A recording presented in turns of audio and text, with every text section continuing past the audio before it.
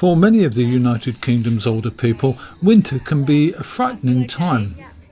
2.1 million older people in the UK live in poverty, and the current cost of living crisis is making their situation even worse. Some are simply having to decide whether to eat or turn on the heating, and the effects of either decision can lead to a cold or hunger-induced illness and death. Every winter, the National Pensioners Convention holds a demonstration based around this situation, and during the winter of 2023, it's more relevant than ever. During the winter of December 2020 to March 2021, there were around 63,000 excess deaths in the UK. That's the number of people who died more than those expected to die in a normal winter. After delaying announcing the figures for more than 2 months, the government has now brought forward last winter's excess deaths figure at 13,400, a figure that no one much believes. During the procession from the Parliament building to Downing Street, we took the chance to have a chat with National Pensioners Convention General Secretary Jan Short. This is Jan Short of the National Pensioners Convention. You're the head honcho? Some people would think that, yes. The lady in the hot seat. You did an excellent speech. Thank you so much. Really worth listening to. Tell me a bit further about that, because the reality seems to be that we've got figures coming from the government that are all over the place, and figures which I'd probably believe from you. Yes, the first question, and we have written to Sir Ian Diamond, who is head honcho at the ONS, and asked the reason for the delay in the figures. This would normally take place in November. Right. Yeah.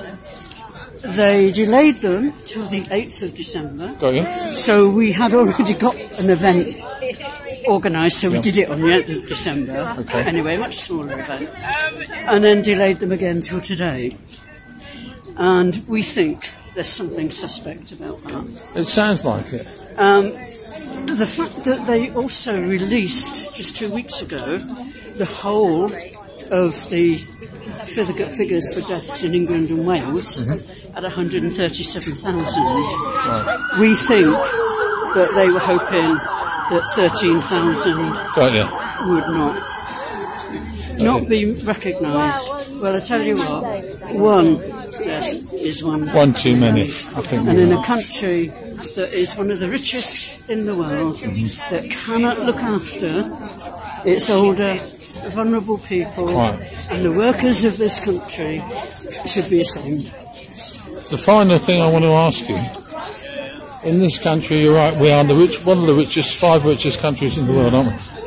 When we look at this, people like you, people like me, we've paid in our pensions or in national insurance all our lives, and the government's kind of walking away from the deal, aren't they, really? Yeah. I mean, the end game for this is that our state pension, the level of increase is set in September. We do not then get the payment until the following April. So if you look at September 2021, they set it at 3.1%. The very next week, inflation was 4.2, and it's never stopped rising ever since. So pensioners were, over that year, lost around £2,500, which would have gone a long way to helping them pay their bills. With the 10% that comes in April, keep going. With the 10% that comes next April, we will be worse off again, because all of the, what goes up never comes down. No, exactly. And although inflation has gone down slightly, it's nothing that helps us. Right. Food has gone up, energy is still going to be rising. And we want to know from the government what their plan and vision is. We need to, well, we do ask, but unfortunately they might not have a plan and vision. Our plan and vision is that every single person in this country should have a living wage and a living pension. People who cannot manage when they're in work never manage when they retire. Absolutely. So the MPC is about not just what we feel is right for pensioners today, but it's about young people, the workers of tomorrow.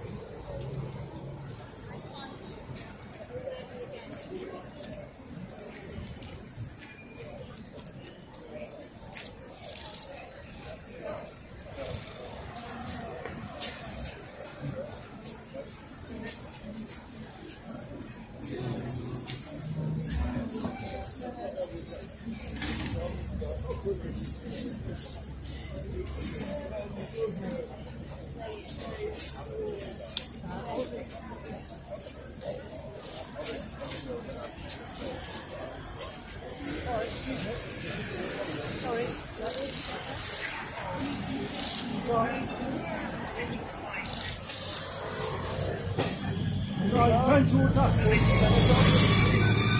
Turn towards us a little bit.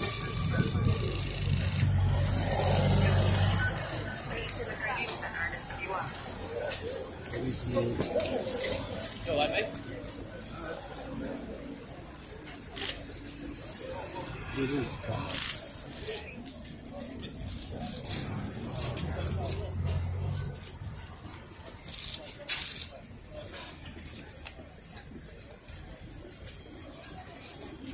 So behind me you can see the gates of Downing Street, in which are hiding the prominent members of our government, who are actually, I think, really organising a cull of many of the older people in our country. There are many tens of thousands of people in this country, mainly the old and the disabled and the suffering, who are being compelled to either starve or freeze in their own homes. I think it's disgusting. I think we need to get rid of these people. But there you go. We will get rid of them for the next election, but it would be nice to get rid of them before that.